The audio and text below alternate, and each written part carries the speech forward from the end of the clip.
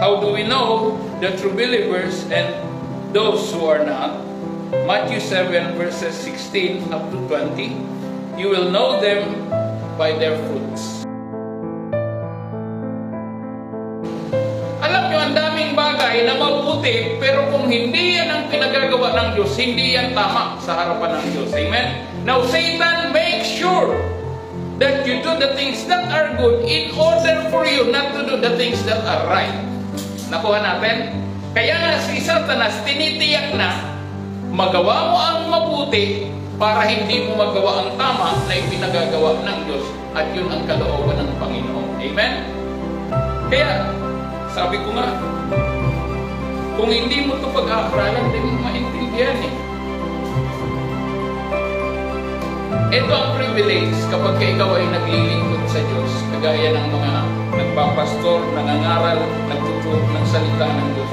Kasi ang Diyos mismo ang nagbibigay ng kapahayagan at unawa, hindi ito sarili. Kasi kung ako lang, naku, kahirap kong mag-aral, sabihin ko sa inyo.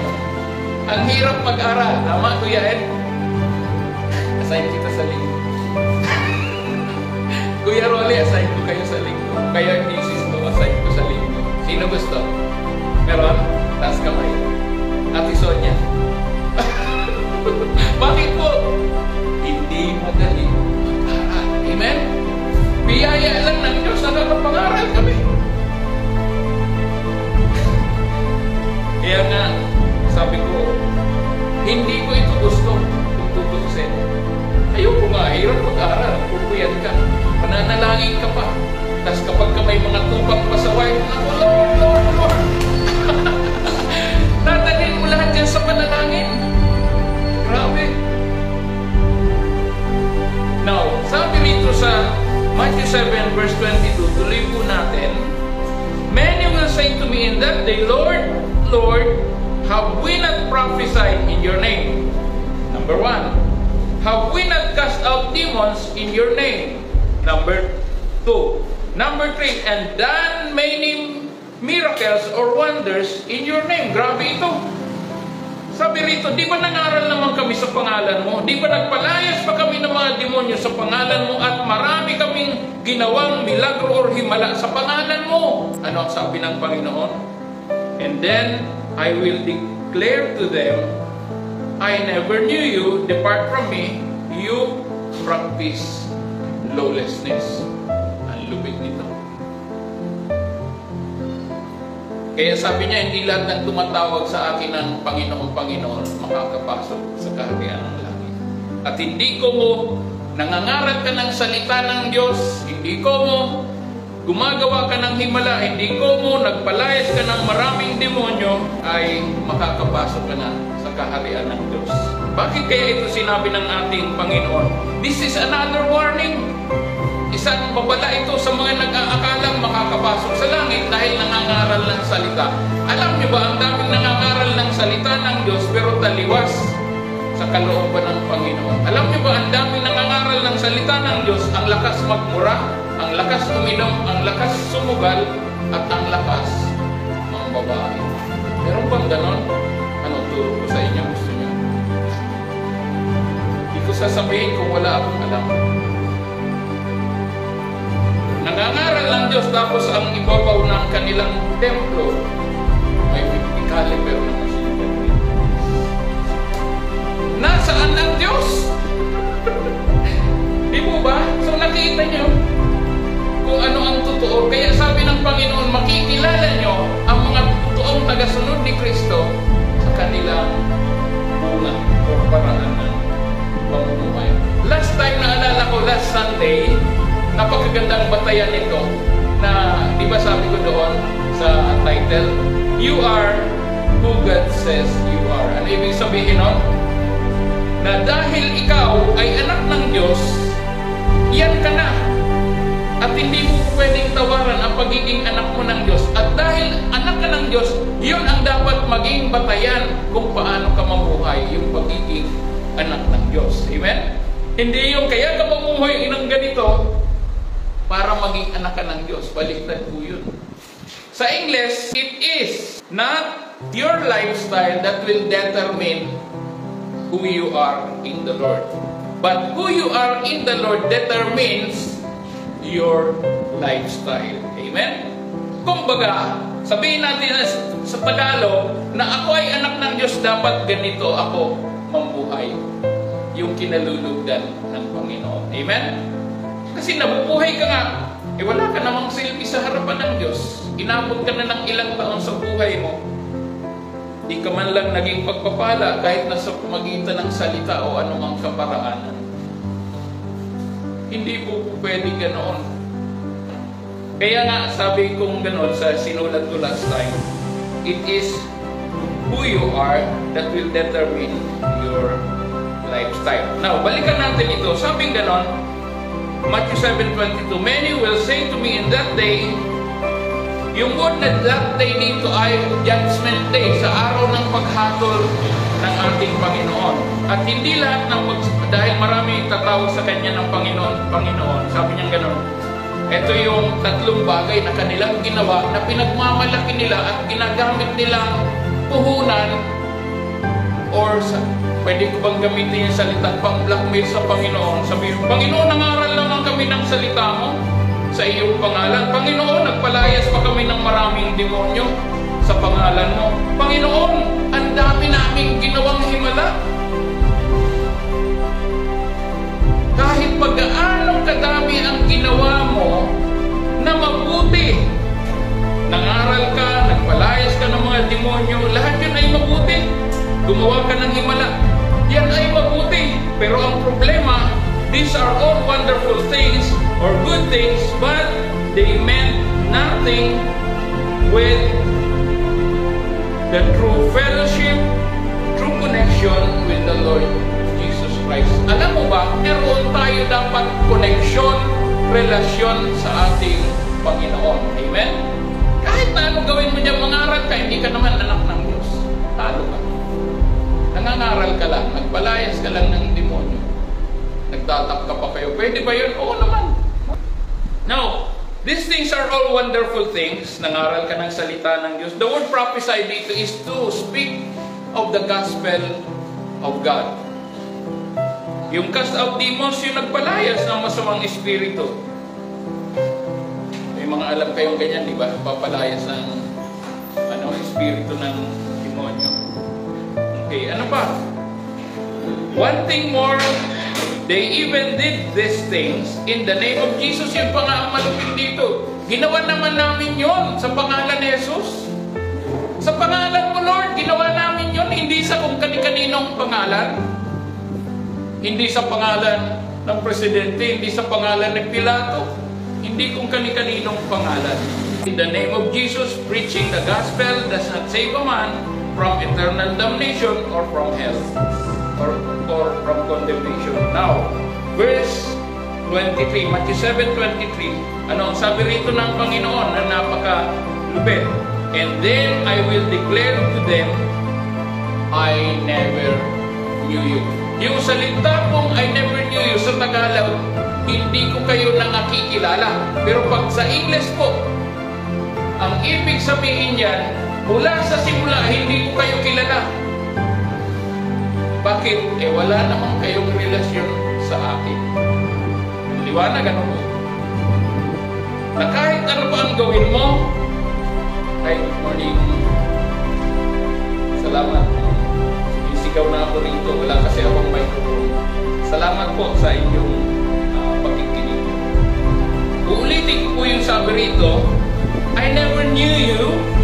Depart from me. Alam niyo yung word na depart? That is the opposite word of welcome. Naalala niyo yung sabi sa Matthew 25 verses 21, 23, ano sabi ng Panginoon sa mga servant niya na tinawag? Welcome, good and faithful servants. Sinabi niya yun. Dito naman, yung mga gumagawa ng katampalasanan, ano ang sabi niya? Depart from me. It is a dreadful thing para mapakinggan mo yan. Isipin mo, eternal separation from the Lord, it means hell. Grabe yun. Kaya sabi niya, you who practices lawlessness. Nangangaral ka pa ng salita ng Diyos, nagpapalayas ka pa ng mga demonyo, ng masamang espiritu, gumagawa ka pa ng himala, pero hindi mo naman ginagawa ang kalooban ng Diyos. That is the meaning of lawlessness.